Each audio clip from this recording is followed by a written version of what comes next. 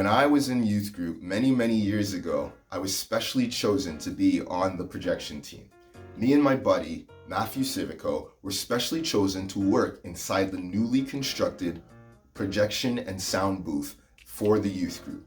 Every week, we were back there in an enclosed area, cut off from the rest of the youth group, and specially tasked with the projection and sound.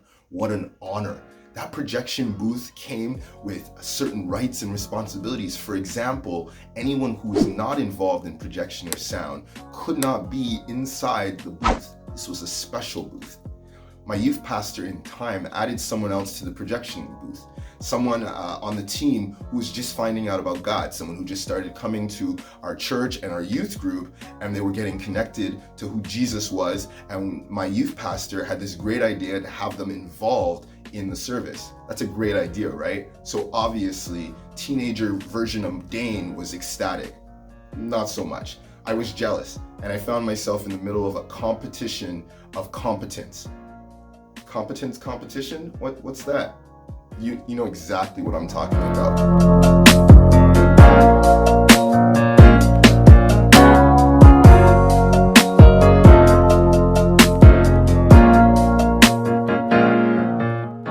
A competence competition is when you and someone else or a group of people are asked to do something and you do everything you can to establish your greater competence over the other person.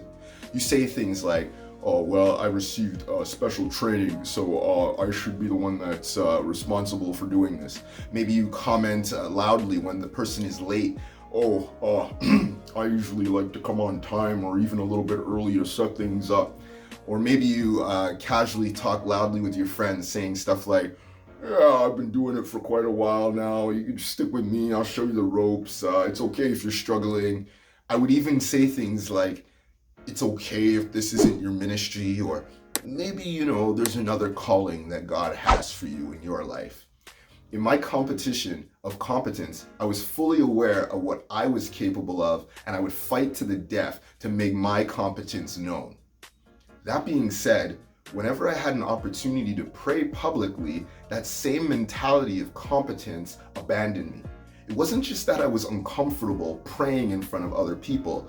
It was that I genuinely thought I couldn't, that my prayer would not be accepted, and that there were better options available. Like, that guy who sits in the front row at youth group who worships and lifts his hands up to worship, even though it's the first song and even though it's an upbeat one. Truly, that must be someone who is capable of praying in front of other people, someone whose prayers would be answered, someone who would be able to share. It extended to my ability to witness to my friends and those in my life. I was so nervous and worried, and my competence and confidence completely left me. I did not feel like I was capable in any sense of the word of sharing who God was. I wasn't at that level. Paul talks about competence and confidence in different contexts, in a context that's outside of just natural abilities. In 2 Corinthians chapter 3, verses 4-6, he says, "Such confidence we have through Christ before God. Not that we are competent in ourselves to claim anything for ourselves, but our competence comes from God. He has made us competent as ministers of a new covenant, not of the letter, but of the Spirit, for the letter kills, but the Spirit gives life." God makes us competent to declare who He is. He establishes the competence.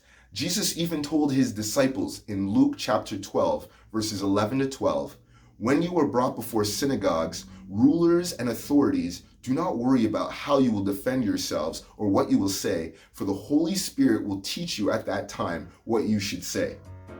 Wow. God-given competence and confidence and assurance that He will use us. We need to throw away doubts and shyness, and we need to stand up, not in our own confidence based on what we think we can do, but a confidence born of Jesus and the Holy Spirit who is within us. Practice praying, reading, sharing, and evangelizing with God-given competence today.